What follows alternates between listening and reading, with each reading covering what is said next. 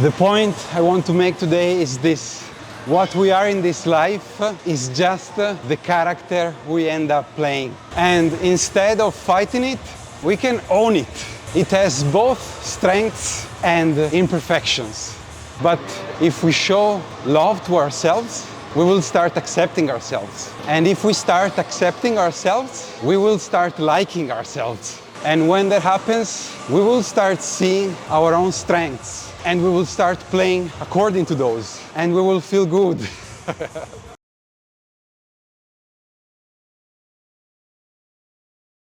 So for years, I kept thinking that my arms were disproportionately big compared to the rest of my body. Like initially, when I was 16, I loved so much to train them. But as I and the people around me noticed that they were getting disproportionately big, I got this idea in my mind from myself and others as well of stop working them out directly. And that's what I did for a few years, maybe more than a few. But you know what? That doesn't bother me anymore. To the point that I decided to open this YouTube channel that exploits that as a strength. And now I'm back to training my arms and I enjoy it so much. So the point is that that's an aspect that I have started to accept and decided to embrace even. Or take another example from my experience. I've always been an introvert and I feel more comfortable reflecting deep within myself before speaking with others. And I've always been so much deep inside my thoughts and emotions, even too much, because I have always been suffering for that when I was a kid or a teenager, and even after that. And for years, I wanted to change that.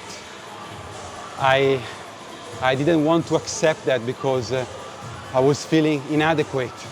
I was feeling anxious. I had so much social anxiety. And in order to fight that, I was trying to act as someone I'm not, as an extrovert person. So guess how that ended up. It didn't work. I was always miserable, compressed, controlled, and trying to compensate for a deep imbalance. But in the past 10 years, I've really worked to try to understand myself. I started to accept who I am, and I started choosing actions that actually respected what I could or couldn't do. And guess what? I started feeling way more comfortable in my own shoes. I started feeling way more confident with myself first and foremost, and also with others as a consequence. And now, even though I am not free from that, I try never to force behaviors that go against my nature, because I immediately see the downside in doing that, or at least I notice it sooner. The point I want to make today is this. What we are in this life is just the character we end up playing. And instead of fighting it, we can own it. It has both strengths and imperfections. But if we show love to ourselves, we will start accepting ourselves. And if we start accepting ourselves, we will start liking ourselves. And when that happens, we will start seeing our own strengths. And we will start playing according to those. And we will feel good. We will feel more confident. First, with ourselves. And then also with others. And I firmly believe this is true for anyone. It's true if you're morbidly obese. It's true if you're too skinny. It's true if you're beautiful. It's true if you're ugly.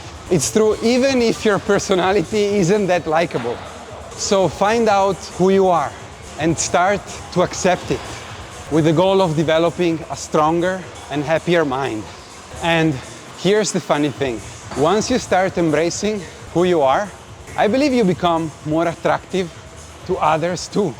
Even if I were ugly as hell, inside and out, if I truly started accepting myself, I'd still become more attractive than if I was insecure and trying to behave like someone I'm not.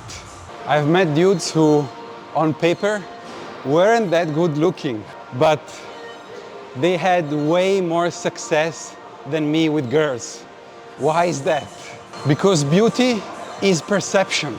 If you see someone who's kind to himself and as a consequence kinder to others, who radiates confidence, that person is always going to be more attractive than a person who is constantly insecure and fighting himself. But the most important thing isn't about how others see us.